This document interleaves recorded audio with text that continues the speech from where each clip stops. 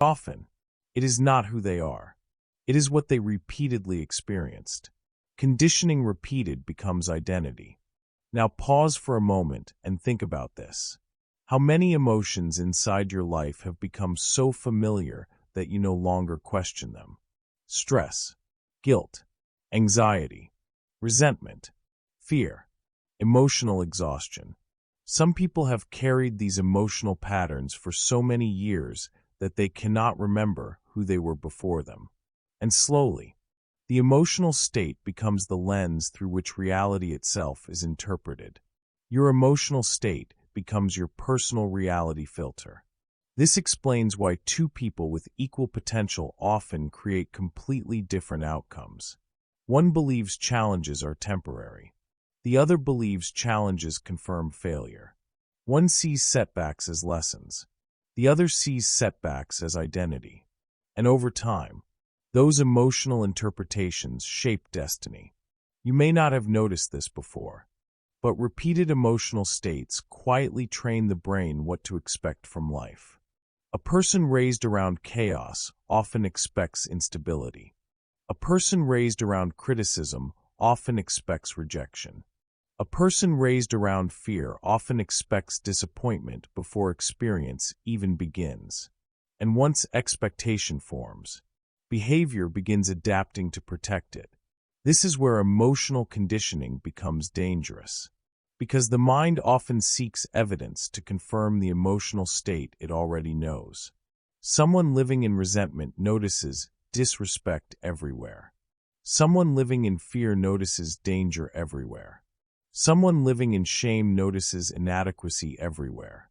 The emotional filter decides what receives attention, and whatever repeatedly receives attention grows stronger psychologically. Now think about chronic stress. Modern society normalizes stress so deeply that many people wear exhaustion like a badge of honor. Constant rushing, constant worry, constant stimulation, and eventually, the nervous system forgets what regulation feels like. Some people become so emotionally conditioned to pressure that slowing down creates discomfort. Silence feels strange. Stillness feels unsafe. Rest feels unproductive. Why? Because the body adapted to survival mode. The emotional state became normal. And familiar does not mean healthy.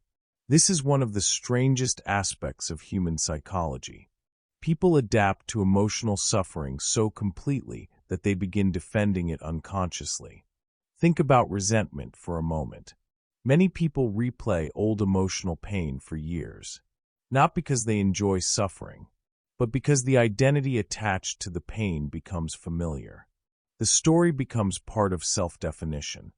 They hurt me. I was betrayed. I always struggle. Nothing ever works for me. And eventually the emotional attachment becomes stronger than the desire to heal. Because healing threatens the identity built around suffering. That realization changes people when they truly understand it. The mind often protects emotional familiarity more than emotional freedom. Your emotional state becomes your personal reality filter. Now consider guilt. Some people live with guilt for so long that they begin believing they deserve limitation. They sabotage opportunities, reject happiness, delay growth, not consciously, emotionally, because deep down, the nervous system still identifies with punishment. And this creates invisible self-sabotage patterns that many people never recognize.